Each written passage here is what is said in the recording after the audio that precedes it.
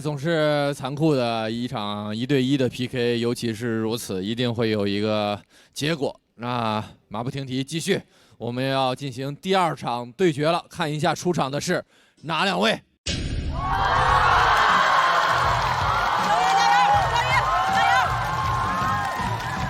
加油，蒙恩，蒙恩，蒙恩！我投堂姐一票。巅峰对决要向各位再次交代的是，这也是这2支小队的队长，是一场对场之战。2位选择了把压力都承担在自己身上，我相信所有人都期待这场对决。那首先要出场的这一位，上一轮是他时隔2年重新回到脱口秀舞台上。虽然纽约大学的大门缓缓在关上，但脱口秀的大门永远向你敞开。掌声有请杨蒙恩。导演们说你们改稿非常的努力，对，到了1点钟哈，是12点整。我们去见周星驰先生，耽误了2天功夫吗？不是，耽误啊？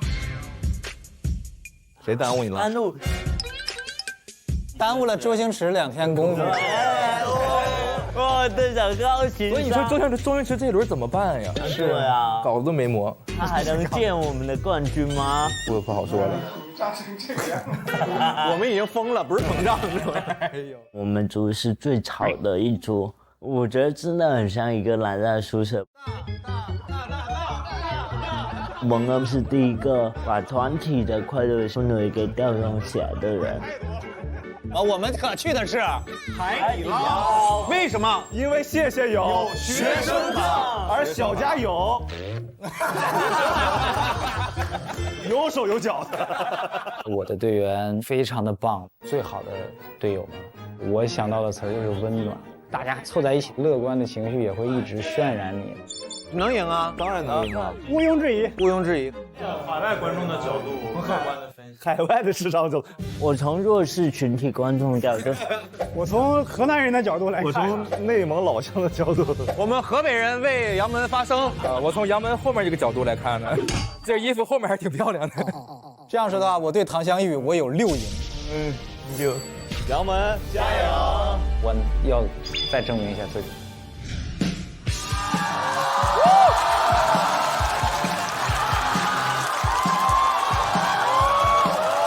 大家好，我是杨蒙。真的很开心回来录节目，因为我现在真的发现，还是脱口秀的舞台最适合我。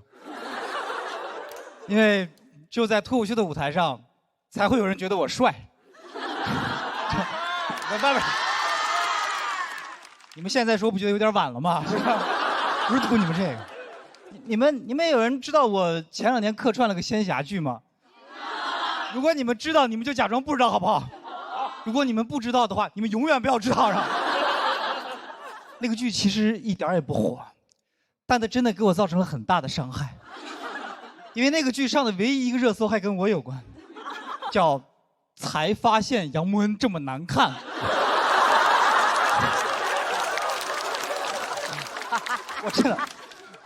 我看到那热搜的时候，我真的非常难过，我很难过。然后我老婆还安慰我说：“哎，你别难过，你别难过，你往好处想。你看，他们才发现。”徐志胜当年一上台，他们就发现了。我想说的是，我和志胜还是稍微有点不一样，就是徐志胜是丑，我是难看。你们能分清那个丑和难看之间那个细微的差别吗？就是难看是很多人很难看，你一看他难看，你再也不想看了。丑是一个哦哟好丑，但你忍不住还想看。一边看你都一边琢磨，怎么能长这么丑呢？我这样说，我不是在嘲讽人家志胜长相的意思，是因为我真的觉得这恰恰说明了丑也是一种好看，但难看彻底就是难看了。你们想想，就是那个古代唱戏的里面有生旦净末丑，有丑角儿，但是没有难看角儿，难看的成不了角儿。其实我很清楚，就是我这种长相，我在古装剧里我只配演什么样的角色，就是我只配演那种《三国演义》里面，曹操说关羽在城外叫嚣，谁敢一战？我说末将愿意前往，你知道吗？然后下一个镜头就关羽提着我的手机回去了，你知道吗？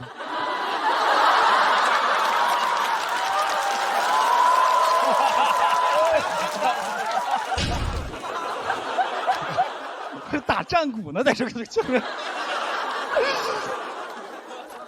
而且，人真的是你要经历一些事情之后，你才能做到真正的感同身受。我原来看仙侠剧的时候，我的嘴很恶毒的。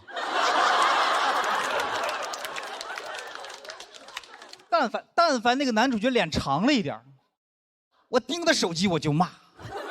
我说你个丑货啊！你修仙光修下巴呀，是吧？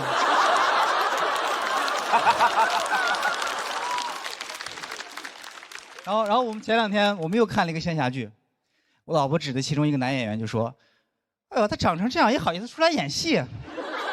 我跟他说：“他也不容易呀。”你知道他现在有多难过吗？他怎么知道上了电视之后那么难看呀？从小到大，他的妈妈也一定一直叫他大帅哥。真的，没有一个仙侠剧啊，不是，他是没有一个母亲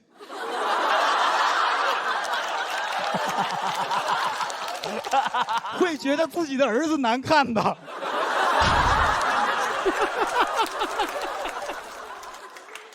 但那个仙侠剧把我妈击穿了。我妈看的那个热搜，从愤怒到妥协，只用了3句话。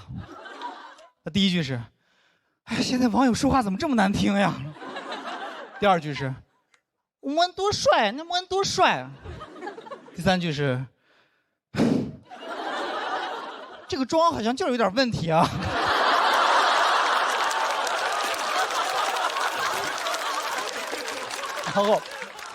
然后我之前还刷了一个短视频，那个短视频就是在讲什么是返祖长相。他就说，如果有的人这个眉骨高、颧骨大、下巴后缩，这就是返祖，就大概就长这样。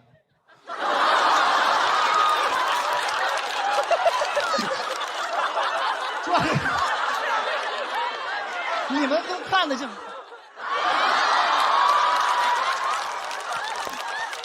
这有什么好啊？你没见过山顶洞人是吧？这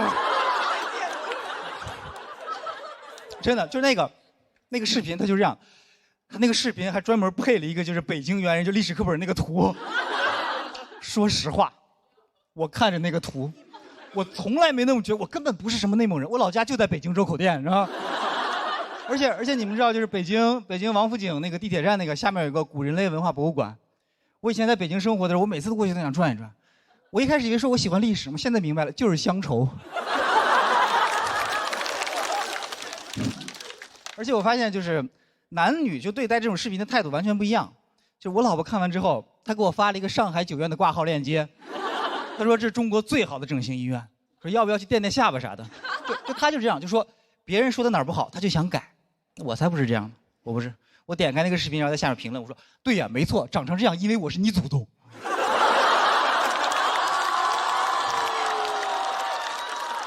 你知道，就是其实我这么生气，也不光是因为他说我长得返祖，是因为那个视频的标题是“警惕”。你身边有这样长相的人，因为长成这样的人，小脑发育不健全，所以他冲动、易怒、会报复，然后后面跟了一堆杀人犯的照片，就是。他就是对我这种长相的一个全方位的否定，就是说我这种人就是长得差，小脑差，脾气还差。我感觉我就是徐志胜、小佳和翟佳宁的结合体。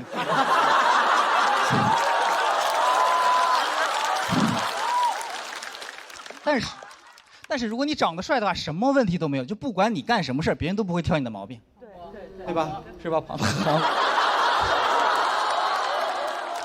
你们还记不记得去年美国有一个大帅哥，枪杀了一个 CEO？你们看看你们这个反应，你们啊，一定不是因为他杀了人吧？他因为帅，然后他就火遍了全球，所有媒体都在争相报道他，就在讨论他的家庭背景，然后他的社会背景、他的工作背景、他的教育背景，就是核心就是在发问，这个社会到底出了什么问题，把一个大帅哥逼得去杀人。最后他们得出结论，他杀人是因为保险行业坑人，社会不公。哎，他要是长成我这样，他们还会这么说吗？不会的，他们只会说他杀人，因为他眉骨高，颧骨大，下巴后缩，所以易怒，走在路上想 biang biang 来2枪。为什么要来2枪？因为我小脑发育不健全啊，第1枪瞄不准，这样。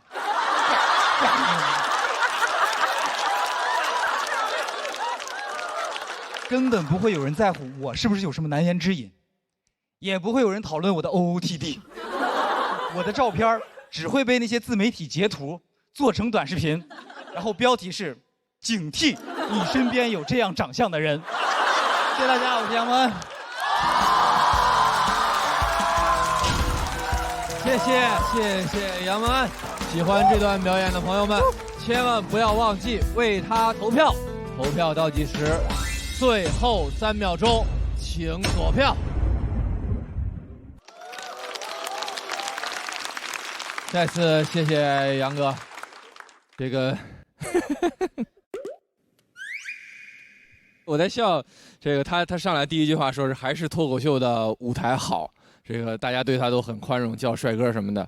你是万万没有想到脱口秀的节目组对你做了什么，请看大屏幕。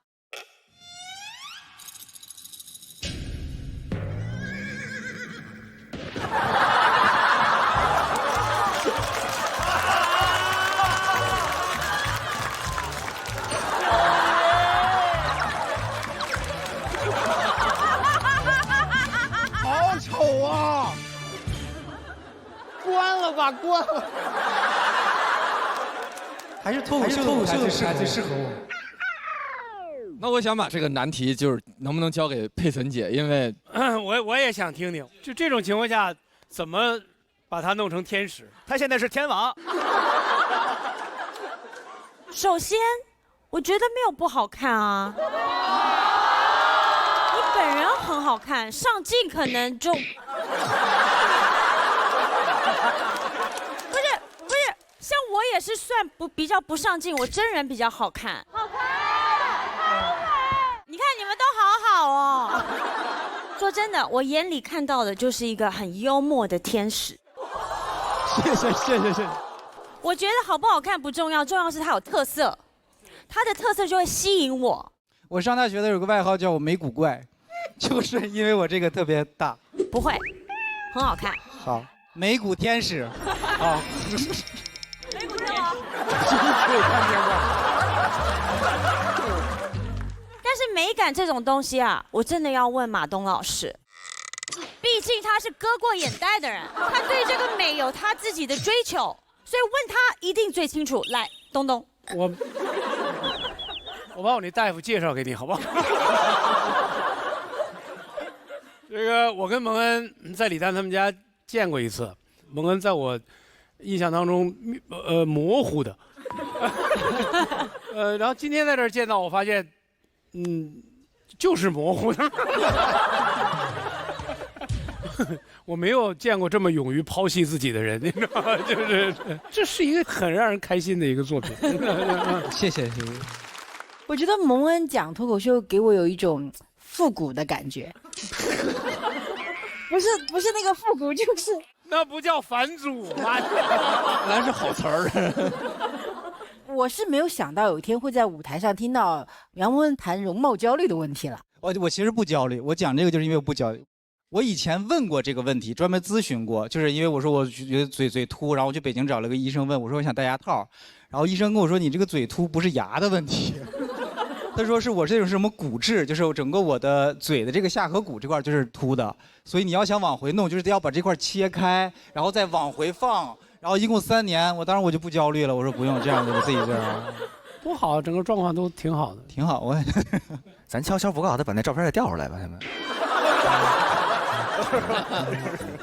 我一直以为你这10分钟说什么像猿人是骂我呢。你长得哪儿像猿人啊？你是猴，我是猿。猿猴一家亲。还争上了，真没觉得那个照片有多丑，实话实说。但是你要如果是一直那个表情拍那个戏，那的确稍微有点。那就一针，你知道吗？就接戏要慎重，不接再也不接了。哎，那你可以去试试马老师那 sketch 的节目。我们找演员也要慎重啊。我们录节目都会做个发型什么的，就是杨哥是没有做头发的，他就是为了这个那几个表演。对，我要就是挡住眉骨，因为我之前在开放麦讲的时候，如果露出额头，然后我就说啊，有一种长相叫返祖长相，然后侧面就已经开始笑了。我就有一个小问题，我真的，我们说话还就是他，我觉得你有时候就是你嘴比脑子反应还要快，你就都秃噜出来了。说真的，小脑不发达。是有一个疑点，他不是说那个什么末将愿往嘎叽，然后二爷就给他宰了，林永超就回去了，然后他后来又点评别的男演员，说男演员下巴长，他是这么说的，他说我看着这个男演员的手技，我就在想这个男演员一般我们这在腔子上的时候不叫手技，就剁下来才叫手技呢。哎，不是，我看的手机我就想，我说他也太不尊重那个脸长的男演员了。你不能说人脸长，你说这个我看着这个男演员的手技，然后我说上面让人切下来了，是怎么着的？哦，那没有疑点了，表述准确，准确。好嘞，谢谢蒙恩，蒙恩也是获得了气氛组的4票满票，请先回席落座休息。小脑不发达，确实。爱情。